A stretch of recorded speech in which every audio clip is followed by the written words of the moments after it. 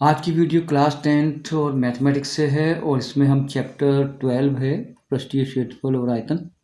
काफ़ी महत्वपूर्ण टॉपिक है। इसमें केवल 2 प्रश्नावली हैं और बोर्ड क्लास के लिए भी काफ़ी महत्वपूर्ण है। और आज इस वीडियो में जितने भी महत्वपूर्ण सूत्र हैं इस प्रश्नावली से संबंधित सबको आज इस वीडियो के माध्यम से आप तक पहुँचाएँगे।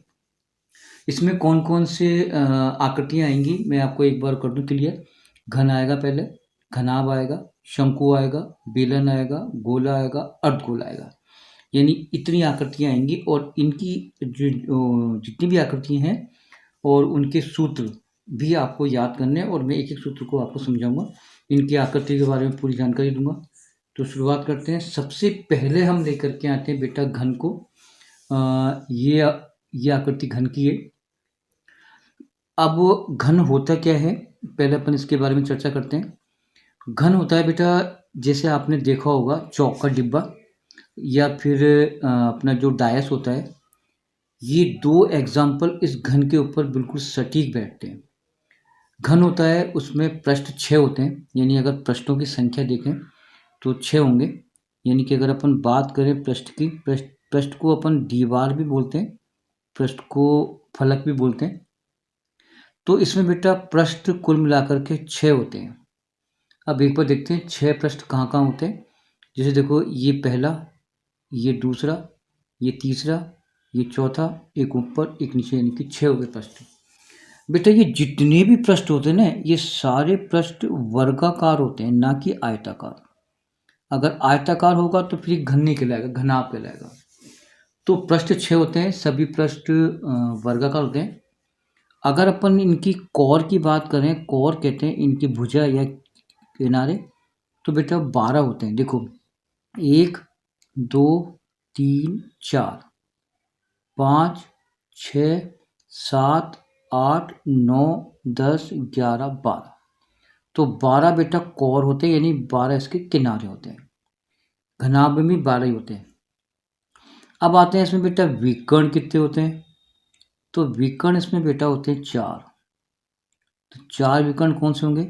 अगर इस कोने को इस कोने से मिलाऊं, पहला विकर्ण, इस कोने को इससे मिलाऊं, दूसरा विकर्ण, इस कोने को इससे मिलाऊं, तीसरा विकर्ण, इसको मैं इससे मिलाऊं, चौथा विकर्ण। तो विकर्ण कितने हो गए बेटा, 4 विकर्ण हो गए। ठीक है, क्लियर हो गया। और सभी ये बेटा 90 डिग्री के कोण बनाते हैं, यानी कि प्रत्येक 90 डिग्री का कोण बनाएगा। जितने भी देखो, यहाँ भी 90 का बनेगा, यहाँ भी 90, सारे 90 के कोण बनते हैं। ठीक है, अब इसमें सूत्र कौन कौन से आते हैं, अब उनके ऊपर चर्चा करते हैं। तो पहले तो आता है बेटा पृष्ठीय क्षेत्रफल। पृष्ठीय क्षेत्रफल संपूर्ण ले लो, यानी आप लिख लो संपूर्ण पृष्ठीय क्षेत्रफल, यानी कि जितने भी फलक हैं सबका क्षेत्रफल, वो होता है 6 भुजा स्क्वायर। 6 क्यों लगाया, क्योंकि 6 होते हैं पृष्ठ और प्रत्येक पृष्ठ होता है वर्गाकार, इसलिए 6 भुजा स्क्वायर ये होगा इसका संपूर्ण पृष्ठीय क्षेत्रफल। अगर एक पृष्ठ के लिए पूछे तो आप कैसे निकालोगे, एक पृष्ठ का क्षेत्रफल, और एक पृष्ठ का क्षेत्रफल आएगा तो आपको वहाँ पर निकालना है भुजा स्क्वायर, यानी वर्ग का स्क्वायर। क्लियर हो चुका। चलिए अब आते हैं आयतन, घन का आयतन। अब आते हैं अपन घन का आयतन। तो आयतन का मतलब होता है कि अगर इस प्रकार का कोई डिब्बा है तो उसमें कितनी चीज अपन भर सकते हैं, आयतन कहलाएगा। और आयतन इसका होता है सूत्र भुजा का क्यूब। क्लियर हो चुका। क्लियर है, ये घन के हो गए। अब आते हैं बेटा घनाभ पर। ये देखो बेटा घनाभ है। घनाभ में भी बेटा वही पृष्ठ 6 होते हैं और सारे पृष्ठ जो होते हैं वो आयताकार होते हैं, ना कि वर्गाकार, क्योंकि घनाभ है। इसके एग्जाम्पल हैं साबुन है, पुस्तक है, ये सारे बहुत सारे एग्जाम्पल आते हैं। इसमें भी कोर बेटा 12 होती है और विकर्ण इसमें भी 4 होते हैं, सेम होते हैं कि केवल ये होता है आयताकार, वो होता है वर्गाकार। तो मतलब पृष्ठ हो गए, तो पृष्ठ आप समझ गए। तो पृष्ठ दीवार वो 6 हो गई, कोर यानी किनारे आपके बेटा 12 हो गए।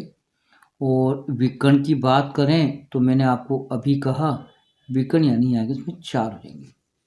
ठीक है, अब एग्जाम्पल भी मैं आपको इसको बता चुका हूँ। पहले आएगा इसका संपूर्ण पृष्ठीय क्षेत्रफल, तो यहाँ पे लिखो संपूर्ण पृष्ठीय क्षेत्रफल, और बेटा वो होता है 2 ब्रैकेट लंबाई चौड़ाई प्लस चौड़ाई ऊंचाई प्लस ऊंचाई लंबाई, ये हो गया घनाभ का संपूर्ण पृष्ठीय क्षेत्रफल। चलिए बेटा अब आते हैं अपन इसका आयतन, यानी कितनी चीज़ अपन भर सकते हैं, तो ये होती है लंबाई चौड़ाई और ऊंचाई। तो ये बेटा पृष्ठीय क्षेत्रफल हो गया, ये आपका आयतन हो गया। तो 2 सूत्र हो गए क्लियर। अब देखते हैं कौन सा आएगा।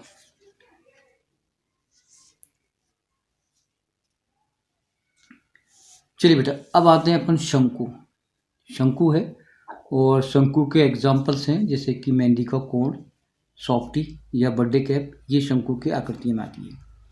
इसमें बेटा ये होती है इसकी रेडियस यानी कि त्रिज्या, ये होती है इसकी हाइट यानी कि ऊंचाई, ये होती है आपकी एल यानी कि तिर्यक ऊंचाई, और ऊंचाई और रेडियस के बीच में कोण बनता है बेटा 90 डिग्री का, यानी कि ये एक समकोण त्रिभुज बनता है यहाँ पर। ठीक है, अब नाम देते हैं इसका ओ, ये ए, और इसको आगे मिलाऊं तो ये बी, तो ये व्यास हो गया, आदि इसकी त्रिज्या हो गई। ठीक है, ये बेटा इसका आधार होता है, ये होता है इसका आधार। समझ में आ रहा है? तो पहले अपन देखो आधार का वो लेते हैं सूत्र, पहले बनेगा, पहला सूत्र आएगा आधार का क्षेत्रफल। तो पहले यहाँ पे लिखो आधार का क्षेत्रफल, और आधार का होता है इसमें वृत्ताकार, तो ये आ जाएगा पाई आर स्क्वायर। ठीक है, मतलब आपको ये चीज़ समझ में आ गई होगी। अब लेते हैं दूसरा सूत्र, लेते हैं वक्र पृष्ठ का क्षेत्रफल। तो यहाँ पे लिखो वक्र पृष्ठीय क्षेत्रफल। वक्र, अब बताएं वक्र पृष्ठ कौन सा होता है। देखो वक्र पृष्ठ ये होता है, ये पूरा भाग बेटा वक्र पृष्ठ का है, ये पूरा भाग वक्र पृष्ठ का है। तो इसका सूत्र होता है पाई आर और एल। ठीक है, चलो आधार हो गया, वक्र पृष्ठ हो गया। अब आता है संपूर्ण पृष्ठीय क्षेत्रफल। संपूर्ण पृष्ठीय क्षेत्रफल, संपूर्ण में बेटा इन दोनों को जोड़ लो, अर्थात pi r l plus pi r square, दोनों को ऐड करेंगे, आधार का वक्र जोड़ेंगे तो संपूर्ण बन जाएगा। पाई आर बेटा मैंने कॉमन ले लिया, यहाँ पे आ गया एल प्लस आर। ठीक है, ये आ गया संपूर्ण पृष्ठीय क्षेत्रफल। अब लेंगे इसमें शंकु का आयतन, अगला सूत्र है आयतन का। और आयतन मतलब जानते हो, इसमें कितनी चीज़ अपन भर सकते हैं यहाँ से। तो आयतन होता है pi r square h 1/3 pi r square h, ये होता है बेटा किसका, शंकु का आयतन का। ठीक है, अब देखो बेटा यहाँ पर महत्वपूर्ण सूत्र है जो मैं आपको समझाऊं, इसको थोड़ा साइड में कर रहा हूँ। ये देखो जो अब सूत्र हैं वो क्या है, वो देखो बेटा, ये देखो इसमें बेटा ये होता है एक समकोण त्रिभुज, कई बार एल निकालना होता है, कई बार एच निकालना होता है, कई बार आर निकालना होता है। तो यहाँ पर जो ट्राइंगल बनेगा वो बनेगा समकोण, देखो ऐसे। ठीक है, तो ये तो 90 हो ही गया जो मैंने अभी बताया, ये हो जाएगी इसकी रेडियस, ये हो जाएगी ऊंचाई, ये हो जाएगी तिर्यक ऊंचाई, और 90 के सामने कोण, और यहाँ पे थीटा के सामने लंब और आधार। तो बेटा एल निकालना हो तो यहाँ पे यूज होगी पाइथागोरस प्रमेय। तो एल स्क्वायर निकालना हो तो H square plus R square, यानी कर्ण का स्क्वायर अन्य दो भुजाओं के इस योग के बराबर होता है। अगर आपको मान लो एच निकालना हो, एच स्क्वायर निकालना हो, तो एल स्क्वायर में से आर स्क्वायर को घटा दो। ठीक है, ये आपका बन गया एच निकालने के लिए। और आर निकालना हो तो आप एल स्क्वायर में से एच स्क्वायर घटा दो, तो आपका यहाँ से एल आ जाएगा, एच निकालना यहाँ से आएगा, आर यहाँ से आएगा। ठीक है, चलिए अब आते हैं अपन बेलन। देखो ये आकृति बेटा बेलन की होती है, और बेलन की जानते हो आप, घर में बहुत सारी चीज़ें अपन यूज़ करते हैं, पाइप है, बहुत सी चीज़ प्रकार की आकृति की होती हैं। देखो बेटा इसमें क्या है, ये तो होती है रेडियस आर, ये भी आर ही होगी, ये यहाँ से लेके यहाँ तक इसकी ऊंचाई होगी। ठीक है, और इसमें आधार 2 होते हैं, एक आधार ये होता है नीचे वाला, एक होता है आधार ऊपर वाला, तो 2 आधार हो गए।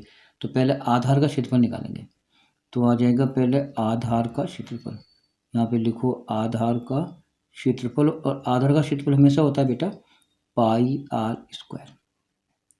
अब दोनों आधारों को लो, तो दोनों आधारों का क्षेत्रफल, तो इसमें क्या होगा, एक और एक 2 हो जाएंगे, तो 2 पाई आर स्क्वायर हो जाएगा, क्योंकि एक आधार ये रहा, एक आधार ये रहा। ठीक है, ये जो है आपको दिखाई दे रहा है ये वाला भाग, ये जैसे ये जहाँ पर ये मैं इस टाइप से कर रहा हूँ ना, ये वक्र पृष्ठ कहलाता है। इसका सूत्र देखो, यहाँ आ जाएगा वक्र पृष्ठीय क्षेत्रफल, किसका चल रहा है, बेलन का, तो वो होता है आपका 2 पाई आर और एच। ठीक है, संपूर्ण में देखो, संपूर्ण पृष्ठीय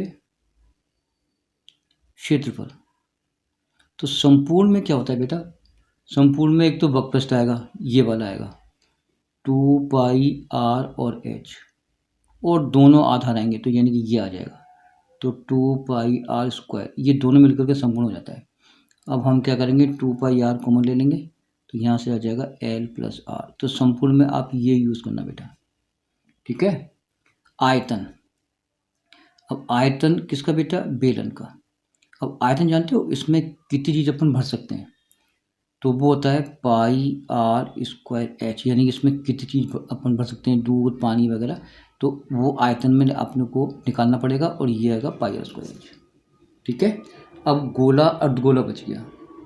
देखो ये है गोला, गोले की एग्जांपल है गेंद वगैरह, गेंद है, छर्रा है, ये सारे गोल होते हैं, यानी गोले होते हैं। अब इसमें बेटा ये होती है रेडियस, है ना। अब इसका पृष्ठीय क्षेत्रफल किसका, गोले का, तो इसका कैसे निकालेंगे, पृष्ठीय क्षेत्रफल गोले का वो होता है 4 पाई आर स्क्वायर। ठीक है, कंप्लीट पूरा। और अगर गोले का आयतन के लिए पूछे, तो आयतन में आप लोगे 4/3 पाई आर क्यूब, ये गोले के दोनों हो गए, दोनों काम आ जाएंगे। अब आता है अर्धगोला, तो अर्धगोला जैसे इस गोले का आधा भाग, तो ये हो जाएगी रेडियस, और ये बेटा रेडियस ही होगी, लेकिन ये ऊंचाई के बराबर होती है। तो इसमें क्या है, अर्धगोले में जो ऊंचाई है वो त्रिज्या के बराबर होती है, ये ध्यान रखना आप लोग। ये ऊंचाई होगी तो वो भी आर ही होगी, और ये आर तो है ही।